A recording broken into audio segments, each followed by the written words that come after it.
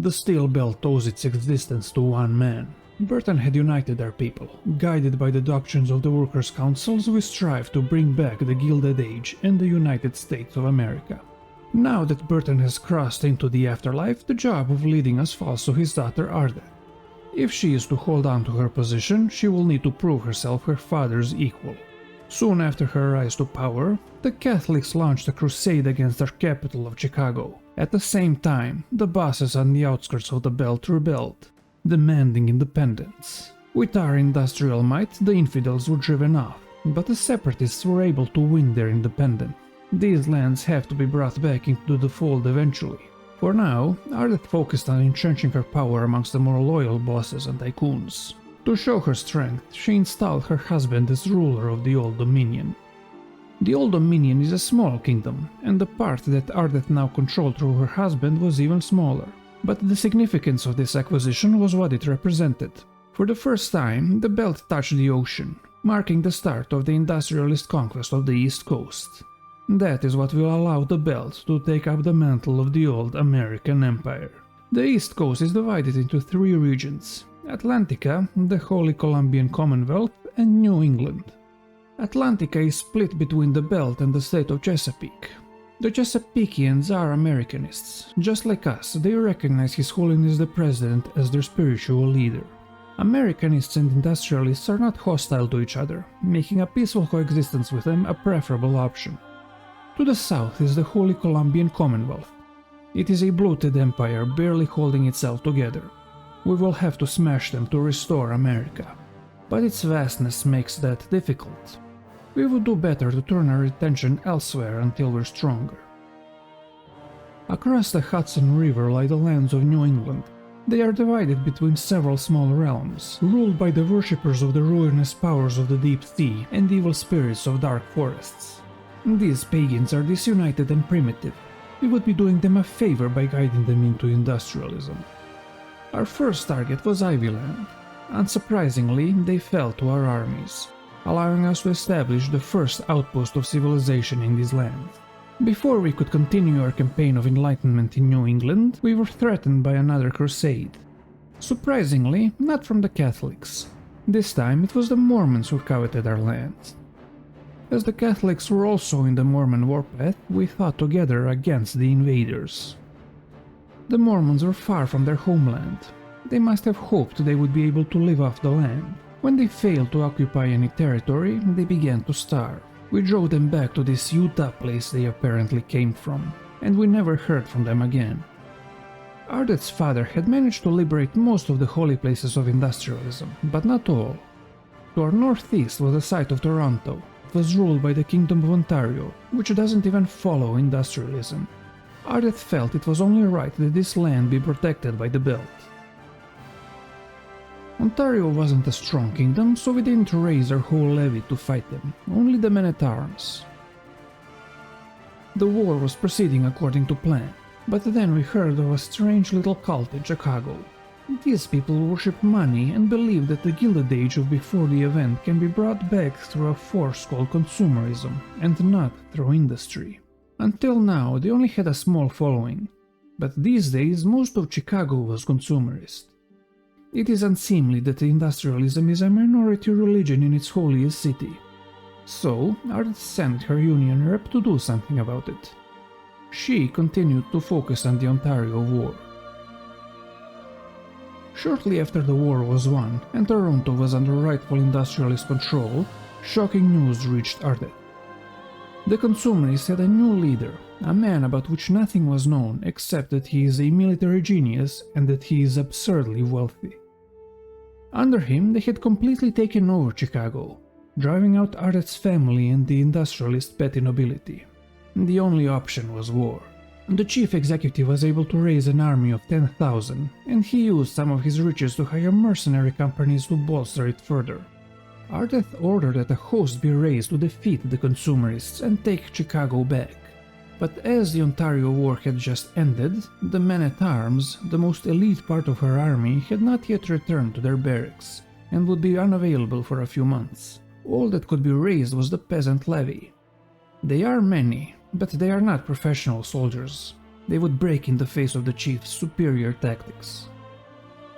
Thankfully, this was when the National Recovery Army, the holy order of our faith, came to our aid. They would willingly fight this new threat to industrialism, and in exchange for an additional castle to use as a base, they provided us with the money to hire the famed mercenary company, the Children of the Corn. With the Recovery Army and mercenaries providing the backbone to the peasant horde, Ardeth hoped it would be enough to defeat the Consumerists. The county of Waukegan was established as a temporary capital of the Steel Belt until Chicago could be retaken. Naturally, that was the chief's first target. Our army marched to relieve the siege of Waukegan, but when they got there, our commanders assured Ardeth that despite everything, if they engaged the Consumerists now, they would lose. In response, Ardeth tried besieging Chicago. If the city was taken, the Consumerists would lose all their support and surely surrender. But capturing it would take too long, and their armies would smash us before the city fell. For now, Ardeth retreated her army, letting Waukegan fall. She bided her time, waiting for her men-at-arms to reorganize and hoping that the Consumerists would tire themselves out. She was also able to negotiate an alliance with the state of Chesapeake through a dynastic marriage. But Chesapeake was on the far side of the belt, and their help would take time to arrive.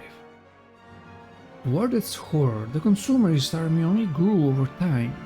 Mercenaries and zealots flocked to the chief's banner, making him more powerful with each day. To try and stop this, Ardeth ordered her commanders to destroy a smaller army before to join the main Consumerist host. And she fell right into the chief's trap. By chasing a few hundred warriors, the Industrialist army was surrounded. With nowhere to go, they stood and fought, and lost. They regrouped in Michigan, but the Consumerists followed them and routed them again. With our army broken and both capitals under enemy control, all hope seemed lost. For months our levy was replenishing, while the Consumerists ravaged Chicagoland. Eventually, our army was back at full strength. The men-at-arms were finally ready to fight, and even the Chesapeakeans had arrived. But it was almost too late.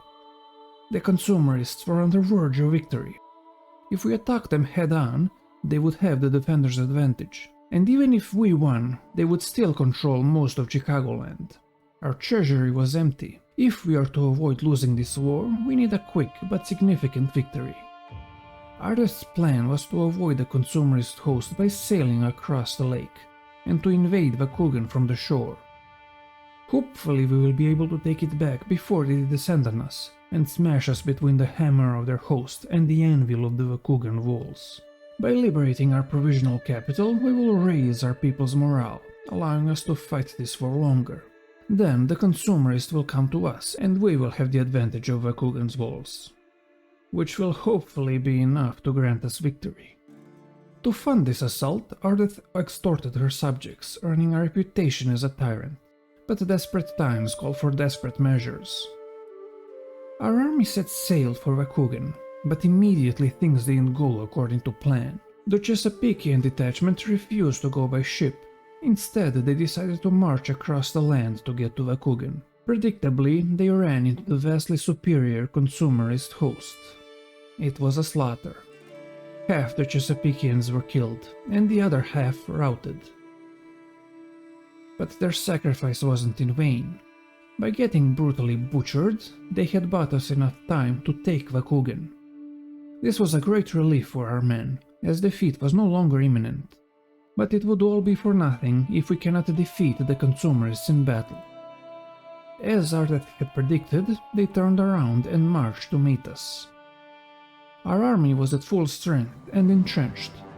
If we don't defeat them now, we never will. Slowly, the chief's intelligent tactics and his warriors' mad zeal started to overwhelm our noble soldiers. Defeat was certain. But then, the remnants of the Chesapeakean detachment appeared out of the rising sun.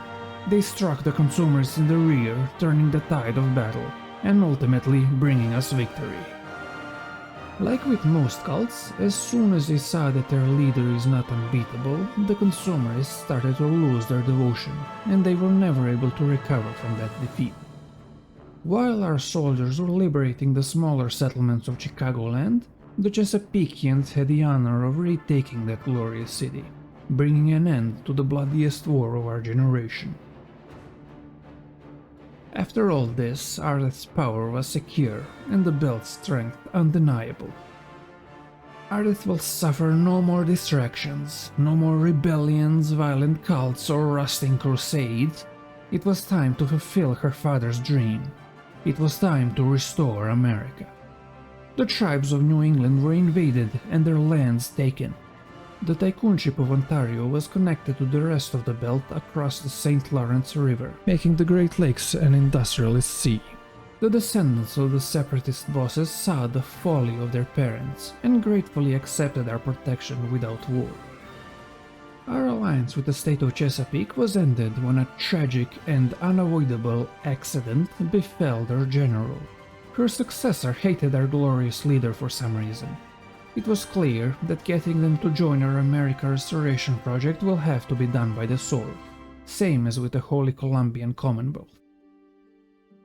After a few wars, Ardeth was finally as legendary as her father, giving her the right to don the Shades. She was so legendary that she could simply demand submission from the surrounding realms and invade them when they refused. Having become sick of the treacherous Chesapeakeans who had never done anything for us, Ardeth conquered them. And as the HCC seemed to be collapsing on its own, she just helped it along the way. Having proven industrial superiority, Ardeth was able to establish the Steel Belt as the successor to the American Empire, proclaiming herself president. And unlike her father, she would not give up that title simply because she wasn't elected. And if that meant that America would have two presidents, one spiritual and one temporal, as long as she got to command the armies, she didn't mind. Long live the Commander-in-Chief.